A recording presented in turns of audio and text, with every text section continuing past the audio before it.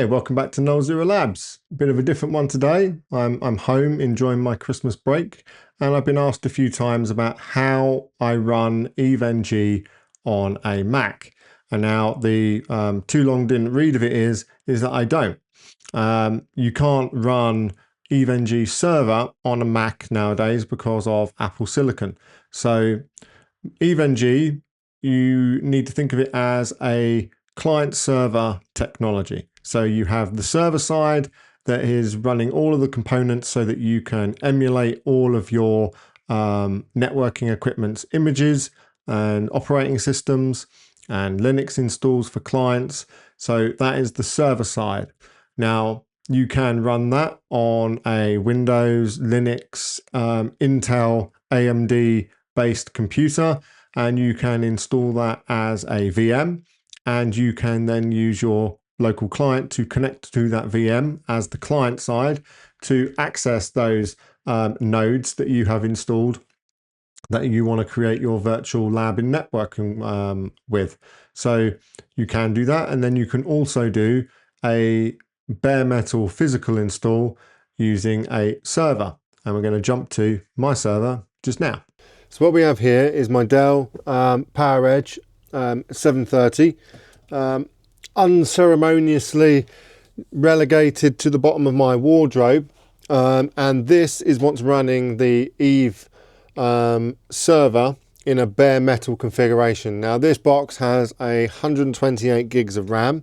It has two 1 terabyte hard drives in a RAID for mirror. So we have 1 terabyte of storage, but it's mirrored for redundancy. We have 48 cores, so we have 2 physical CPUs with 24 cores on each, and then obviously with hyper-threading that gives you around 48 logical cores. Now this is a lot of power to run EVE-NG so that we can support the larger images for some of these pieces of networking equipment. On the back we have an IDRAC which allows us to remotely manage the machine while it's off. At the moment it's in an off state, so you can see that it's rather quiet. But when it's on, much to my wife's delight, this thing makes a lot of noise in the cupboard. So with the iDRAC, it allows me to turn it on and off remotely.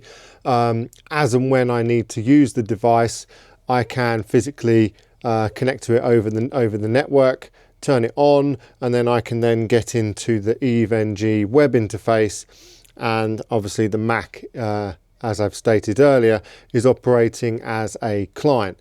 So later today I'm going to pull this out so I can clean it. I might get some images of the inside whilst I'm giving it a quick blowout with the air duster. But I'll turn it on now physically so you can get an idea of how much noise it makes when it is actually on and running. And obviously now don't forget my microphone does do some noise cancelling, so you're not getting the full audio sound effect of what it's like.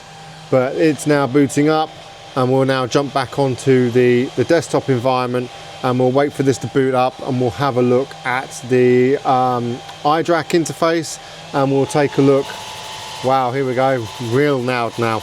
And we'll take a look at the system resource usage whilst we're running a few images. And here we are here with a behind the scenes footage of where I'm sitting whilst I'm recording these videos for you. As you can see, the desktop is here. We have the Mac Mini down here, which is operating as our client. And here we are with dual screens so that we can see, record what's going on. And the Mac is going to be operating solely as a client device to allow access to the networking images that are running on that box as the server. And I hope you enjoyed that part there where you can see this is where I sit and show you how I access my server and how I make these videos for you guys to see how we configure the equipment. So now back to the desktop. if we look at the Eve website and we go to our documentation, like I said, for installation, we can do a virtual install, a bare metal install. You can even stick it in the cloud. Bearing in mind, like you're going to see in a minute, certain images are very resource heavy and require a lot of memory or physical CPUs to be able to run successfully. Look at what sort of configuration and images you want to use. You can easily buy a small box. You don't have to buy a big rack mounted server. You can buy just a desktop that you no longer use and put the bare metal install on there, and you can happily run images from there and access it as a client. This Mac is now a Mac M4. Does not have the ability to run VM. It does have the ability to run VMware, but this will run ARM-based images. So this is Windows 11 running on a Mac, but it runs as a ARM install. So, and again, EVE-NG, as far as I'm aware at the moment, does not have a ARM-based version of their server side of the software. Yes, we can run other operating systems on a Mac using Apple Silicon, but obviously they have to be based for ARM. So let's jump into spinning up a lab, and we'll have a look at the resource usage and how I control my physical server. So this here is the IDRAC interface that I can connect to, which gives me the ability to control everything with that server remotely whilst it's in an off state, not running. So as you can see, I can see the virtual preview here of the console because we turned it on by physically pressing the button.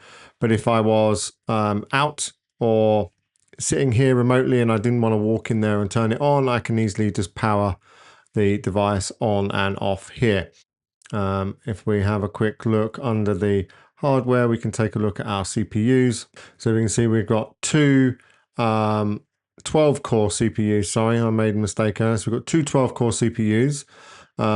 So that's 24 physical cores. And then obviously with hyperthreading, that gives us 48 logical cores.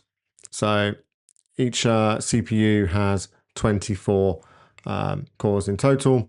Memory wise, we have 192 gigs of RAM. Storage, we have a RAID set up for our 1 terabyte disk. So we have 2 terabyte drives in a mirrored RAID, so that we can have the redundancy to store our Cisco and other networking vendor images. And then we have our EVE-NG interface that we use to run our labs. Now, obviously, this is the client server side of the equation where we are accessing it in a browser, and these individual devices are running on the physical box in the cupboard that you saw. So if I start one of these up, or actually let's start all of these up. This is from a previous lab that we did on OSPF areas. If you haven't seen that, I'll leave a link to it somewhere up here or down below. So these are now all running. If I SSH into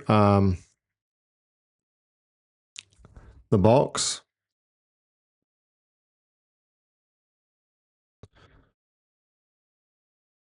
so we are now in EVE-NG here. So if I do a htop, we can see all of our physical cores. So 0 to 47, so that's 48 cores. We can see our memory availability. Currently we're using 4 gigabytes of RAM.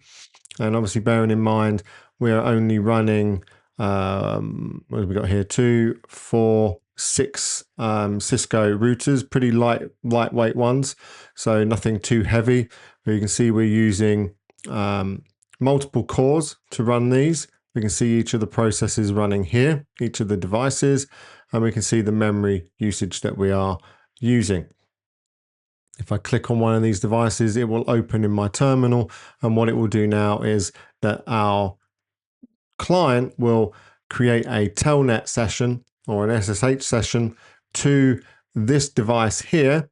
But what we're actually SSHing to is our physical box, and then you'll see it'll have a port that it's actually going to SSH to. So this one we've connected to router 1.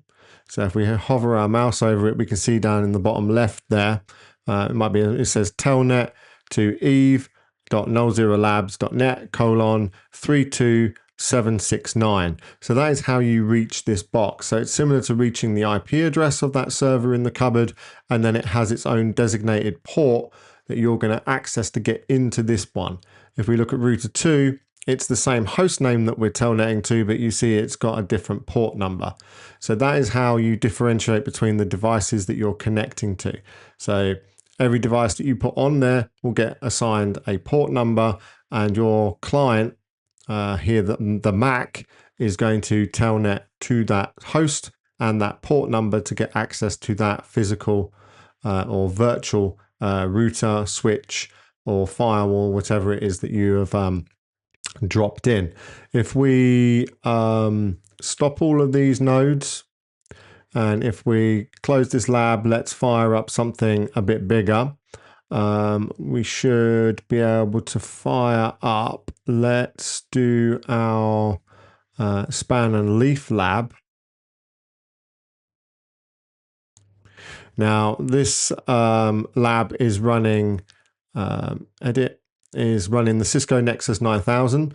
You can see that each device wants at least 2 CPUs and at least 8 gig of RAM. So this is quite a heavy node to run. Each one of them takes a little while to boot up, even on the hardware there. So if we start all of these nodes and we take a look at our HTOP here, we'll start to see our memory usage start to climb. As each node comes online, we'll start to see all of our physical cores start to get pegged very, very high up. We can see we're starting to go amber on some of these. We can see we've already reached 11 gig, 12 gig of RAM, 14 gig, 18 gig, 19 and climbing. So we are still 20 gig. So we're still climbing. So that is 1, 2, 3, 4, 5 Cisco Nexuses. We then have a virtual gateway over here, doing an external gateway for one of the tenants in this leaf. So that's another node. And we then have physical Linux VMs running down here. Oh, actually, these ones are VPCs, but we do actually have a couple of these sometimes where we use physical Linux QEM images as well, and they would take even more memory. So if we back here, we've topped out now roughly at about 29 gigs of RAM. So you can see why there is a requirement to sometimes install this as a bare metal install over a virtual machine install. Now, as we discussed earlier, you could in the past run as a virtual install locally on your own device if you are running an Intel platform. So if you were running on Windows or an old Mac where you had an Intel-based chip, x86-based chip, so AMD or Intel, then yes, you could install VMware on your desktop. You could then install the EVE-NG server half of the setup into a virtual machine, and you would have that virtual machine running, and you would connect from your client to the same host within your VM. If you want to be able to run any of these larger type of environments, you do need to take into account that we are now up to like 32 gig of RAM being used. Most systems only really have 32 gig of RAM installed in them. So we would run into issues running this lab in a virtual setup on a desktop PC that didn't have the requirements to support it. Whereas you've also got to factor in that if you're running this as a VM on your machine, you've then got the issues of your machine's resources, your local operating system needing resources at the same time, your browser needing the resources as well to be able to access the interface to reach your devices. So a bare metal install on some hardware can give you the best experience. So we're now up to 43 gigs of RAM as these come online. So big lab, large amounts of memory, large CPU usage. So 2, 4, 6, 8, 10, 12 CPU cores just being used for these up here. We've got 8 gigs of RAM being assigned to each one of these devices. We've then got our clients that are in the lab environment that are using as well. So there's a lot of resources that need to be allocated to run some of these bigger nodes. Especially if we go through the list, if we look at anything that is like a Catalyst series, that takes a lot of resources to run. The firepower stuff as well is quite resource heavy. All of the Nexuses, the ISRs, very, very resource heavy. So and the XRVs, even for my setup, is still very resource hungry. So depending on what your use cases are and what sort of images that you're going to be running, you're going to have to match your physical or your virtual setup to match that. Now, if you are just using things like the Cisco the Cisco ISO images, using Dynanips there, they can peg your CPUs at 100% if you do not configure them properly. If you use Cisco ILO or Cisco VIOS, you can get a lot of devices running using very small amounts of resources for doing things like basic OSPF routing, basic VLAN testing. That doesn't really require a lot of resources to do that. But any of these larger models, you're going to require a lot of resource and power in the back end to get those up and running. So we've stabilized here now at 43 gigs. We're seeing a lot of red across the CPU. So our CPUs are being very well used. Power monitoring. We can see at current we are using 200 watts to run that lab. So it takes a lot of power, a lot of memory, a lot of CPU resources. But as far as it comes down to the Mac, it doesn't matter. This could be a Mac, this could be a Windows machine, this could be a Linux machine. From the point of view of using the resources, the client can access the server. So it's a server client setup. So this is OS X. You can use Windows, you can use Mac, as long as you've got some device that is running the EVE-NG server and you've uploaded your images onto there and you can access it over the network, then you can use this setup. The help and documentation on the EVE-NG website gives you everything that you need to know about how to create images, how to configure a bare metal install, how to do an install for virtual. So there's no point in me reinventing the wheel and show you that again. If you go through the documentation, you'll be able to set it up. And there we go. And that's pretty much it. So I hope you now understand how I use a Mac to use EVE-NG. It's not running the EVE-NG server. You're just using the Mac as a client, just as you can with a Windows box or a Linux box. You can run the server virtually on a machine that does have an x86 chipset. Obviously for the Mac you can't because of Apple Silicon, so you will be using a separate box to host the EVE-NG server side of your configuration, be that on a VM running on another machine or a bare metal installation. Obviously, the EVE-NG website will give you all the information of how to do the installs, how to create your images. Obviously, you need to make sure you obtain the correct images that you need to use correctly. And that's pretty much it. So I hope that gives you a little bit behind the scenes of me sitting here, how I do this, how my machine works. I'm now going to go and have some mulled wine and go and give that server a quick blowout with the air duster because it's looking rather dusty. If you haven't already, please hit that like and subscribe button. We're climbing towards the 500 mark. It would be so good if we could hit 500 subscribers before the end of this year. And I will see you all in the new year. So Merry Christmas and a Happy New Year.